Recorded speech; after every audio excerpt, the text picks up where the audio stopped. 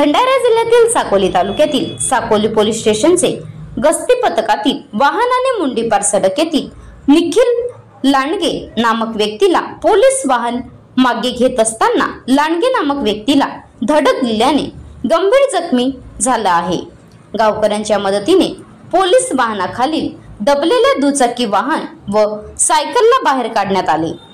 सदर पोलीस वाहनाच्या धडकेमुळे निखिल लांडगे याच्या दोन्ही पायांना गंभीर दुखापत झाली आहे।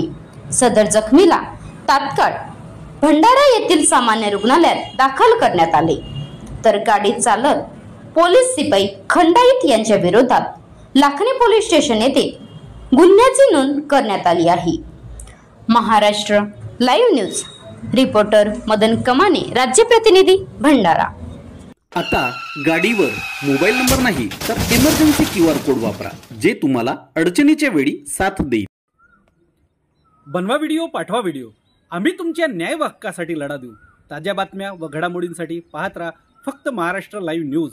आजच आमच्या चॅनलला सबस्क्राईब करा, शेअर करा, कमेंट करा आणि हो, बेल आयकॉन दाबायला विसरू नका। जय महाराष्ट्र।